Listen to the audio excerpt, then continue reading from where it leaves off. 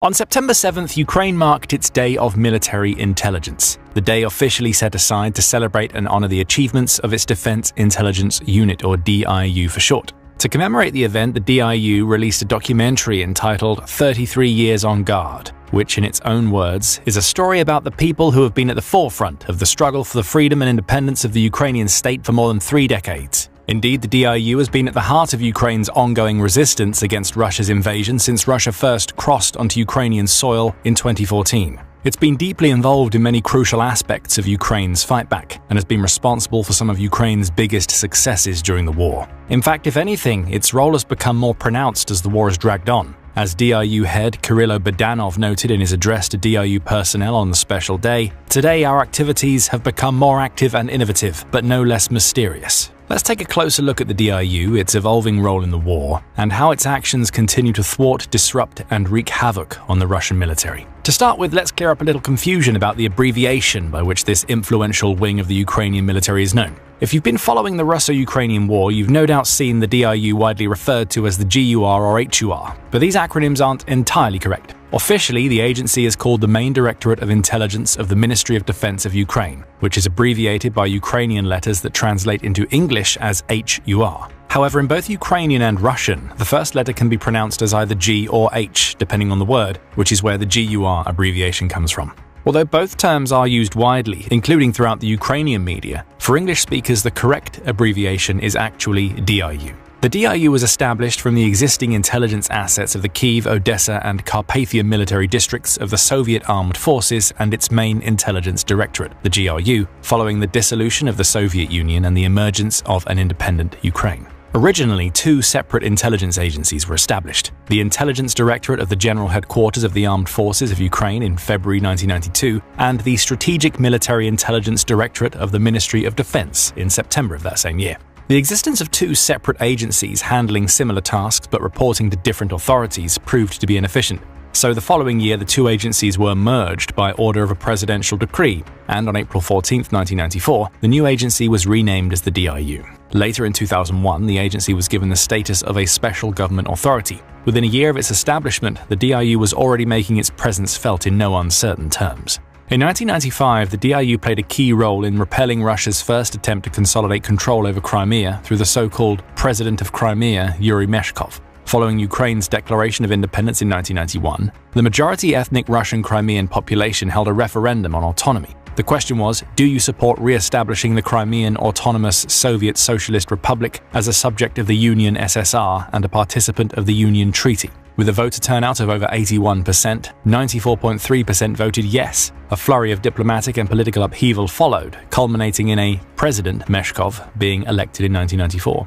The Ukrainian government denounced the move as unconstitutional, and ultimately, in no small part due to the work of the DIU, the Republic of Crimea was abolished by the Ukrainian parliament in 1995, and Crimea was returned to Ukrainian sovereignty. That same year, DIU intelligence officer Mykola Vakolyad, serving as a commander in the Ukrainian peacekeeping contingent in Bosnia, negotiated with Bosnian Serb leader Ratko Mladic during the siege of the Zepa enclave. His actions contributed to the evacuation and rescue of over 10,000 Bosnian Muslims who would otherwise have faced massacre, similar to the Srebrenica genocide that had taken place shortly before.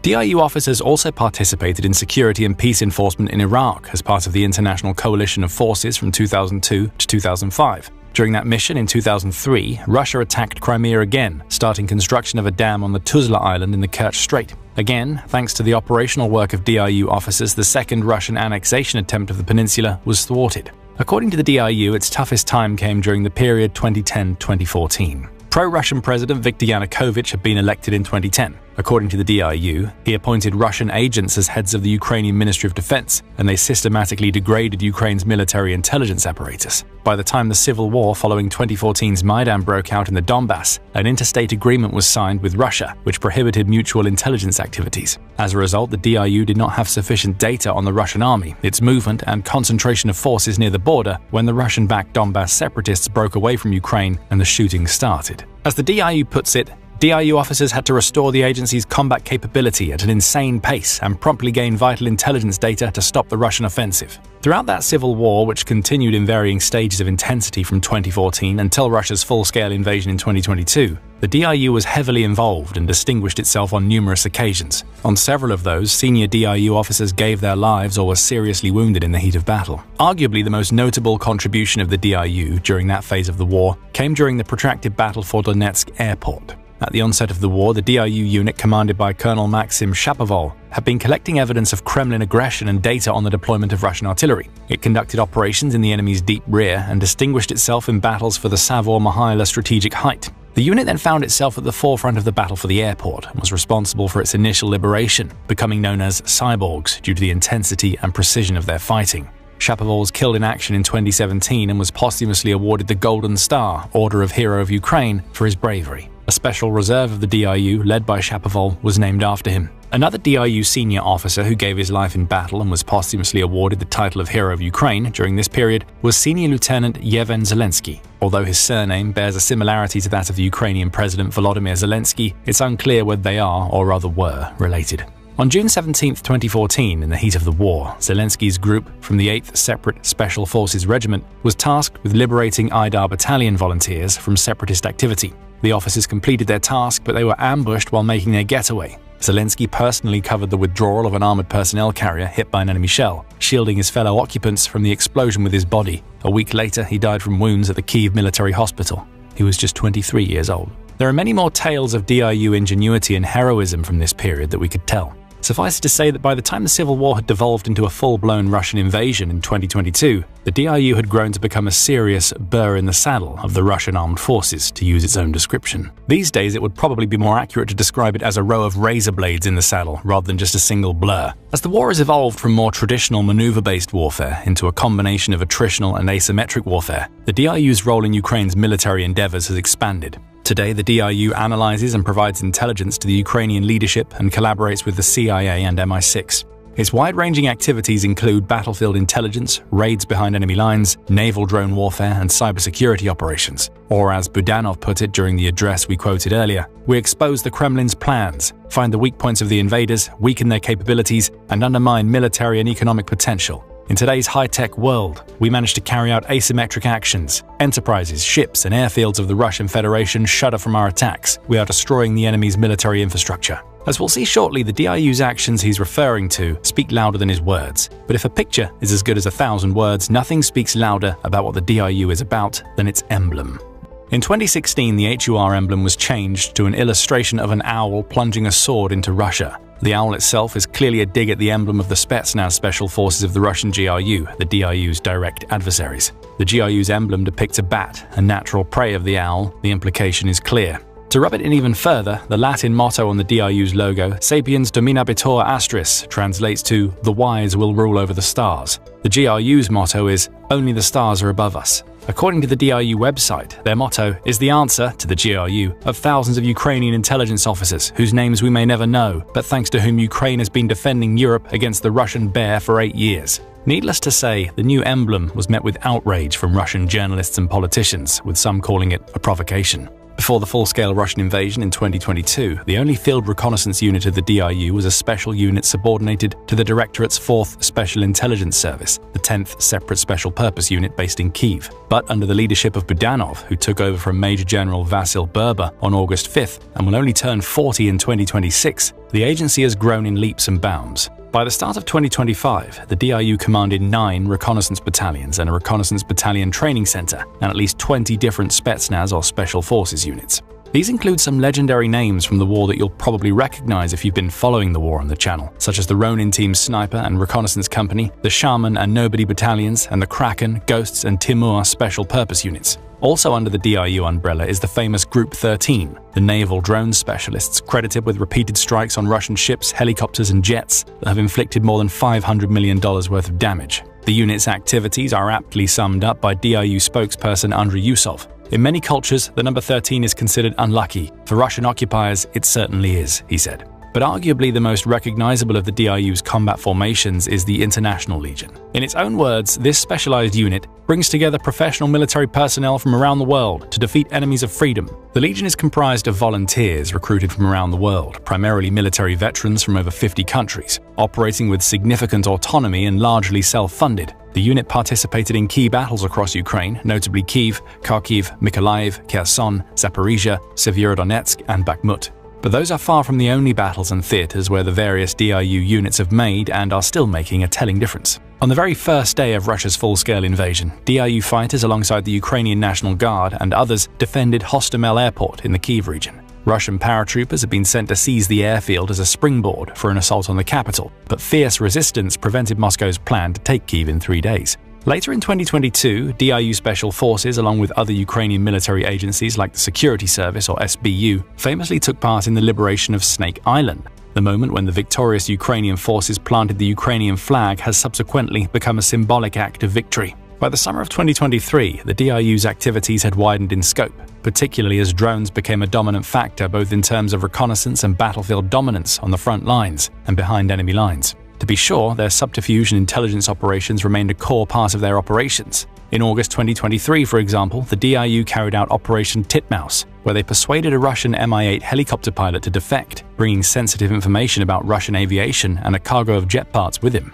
The elite Group 13 then became central to Ukraine's successful campaign to force Russia's Black Sea Fleet to flee from Crimea to relative safety much further east along the Russian Black Sea coast. Group 13's naval drone campaign proved deadly, striking Russian ships including the Ivanovets corvette, the landing ship Cesar Kunikov, and the patrol ship Sergei Kotov. With increasingly sophisticated NATO-supplied and homegrown technologies becoming available, Group 13's naval drones only increased in lethality. In December 2024, its Magura drones destroyed a Russian Mi-8 helicopter in Crimea, the first ever recorded case of a naval drone destroying a helicopter. In May 2025, the same unit made history again. They downed 2 Russian Su-30 fighter jets over the Black Sea with drones armed with air-to-air missiles, the first time in history that naval drones had shot down fighter aircraft. But Group 13 is just one of DIU's units dealing serious damage to the Russian army, especially of late.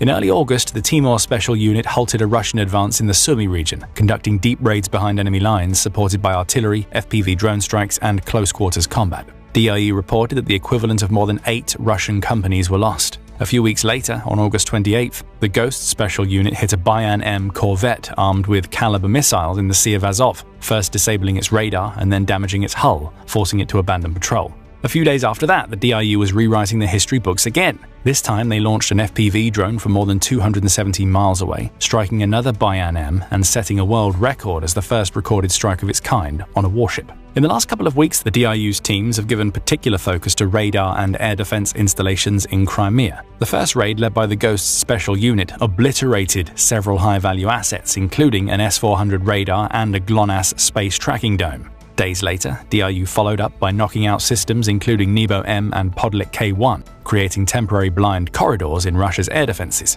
Then on September 5th, the DIU published multi-angle footage of a Black Sea raid it had carried out in August. The drone had destroyed Russia's BL-680 assault boat, a Harpoon B radar, and a Groza electronic warfare unit. The operation underscored DIU's capacity to combine intelligence, technology, and surprise in a single night of strikes. Moreover, the Russians don't seem to be quite sure how the DIU is pulling these Crimean raids off.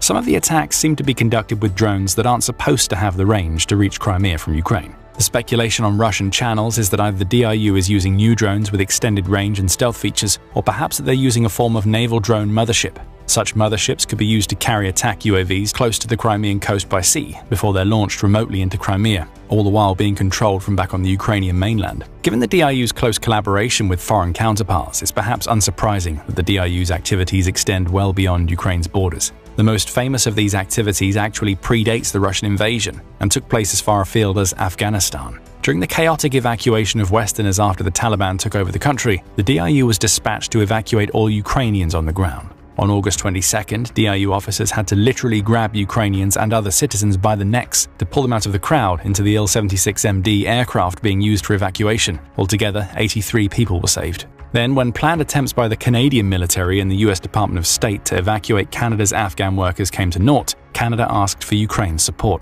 The second DIU operation to rescue interpreters was conducted on the morning of August 27th, a day after the last Canadian evacuation aircraft took off from Afghanistan, and just a few hours after a terrorist attack near Kabul airport killed at least 170 Afghans and 13 US soldiers. As a result of this operation, 29 people, certain to be executed by Afghanistan's new government, were rescued. Then in February 2024, the DIU released video footage showing officers from its Timor group interrogating Russian prisoners from the notorious Wagner mercenary group in Sudan. That followed a video showing Ukrainian drones taking out Russian mercenaries and their local terrorist partners, also in Sudan. The DIU is generally extremely tight-lipped about its overseas operations, although these operations fit entirely with Budanov's vow in May 2023 to destroy Russian war criminals anywhere in the world, wherever they are. The DIU has also been implicated in a couple of more controversial events abroad.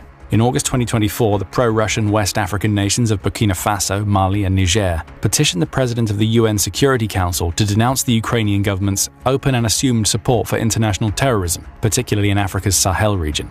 The move followed comments by Ukrainian officials suggesting that Kyiv had played a role in attacks by Tuareg separatist rebels that had caused the deaths of many Malian soldiers. The attacks had taken place the previous month in the northeastern village of Tinzawaten. Andriy Yusov, the spokesman for the Ukrainian Defense Ministry's intelligence services, had stated that rebels received the necessary information they needed to conduct the attacks, after Malian army allies of Russia's Wagner group confirmed losses in the clashes. Mali and Niger later severed diplomatic ties with Ukraine over the incident. Earlier this year, following Iran and Israel's short but highly destructive war, the Iranian Tasnim news agency reported that 3 DIU intelligence officers had been apprehended. They were allegedly planning an attack on the Shahid Aviation Industry manufacturing plant near Isfahan, Iran, which designs and manufactures a range of drones, including the notorious Shahid 136 and its Russian variant, the Garan 2. Tasnim said that the 3 men had appeared before the Iranian Supreme Court and were sentenced to death by hanging, with the execution expected to be carried out within 2 weeks. However, to date, no execution date has been announced. Given the damage and the cost that these drones have wreaked on Ukraine, it's perhaps understandable why the DIU will be taking advantage of the chaos caused by the so-called 12-day war to deal a serious blow to their manufacturing. But still, these military operations in foreign countries fall outside the bounds of international military law and, as observed in the case of Niger and Mali, can lead to disadvantageous diplomatic and political outcomes. More confusing still in terms of ethics and international law are the assassinations of multiple high-ranking Russian military officers inside Russia, in which the DIU has been implicated. A prime example is Lieutenant General Igor Kirillov, then head of Russia's nuclear, biological, and chemical defense forces, who was killed by an explosive device planted on an electric scooter in Moscow in December 2024. This operation, along with those of first-rank Captain Valery Trankovsky and missile specialist Mikhail Shatsky, is believed to have been carried out by the SBU, with the DIU playing a central role in planning and execution. You may feel these military officials got what they deserved, as many do. Others feel that these kinds of operations only open the door for even uglier retaliations and a dirty war that leaves no citizens safe. But war has always been a very dirty business, and the DIU has proven itself to be very, very good at it. Ukraine, for one, won't mind too much about their methods if they ultimately lead to victory. Make sure to click the subscribe button to stay up to date with the latest news and deep dives from the Ukraine war. And thank you, as always, for watching.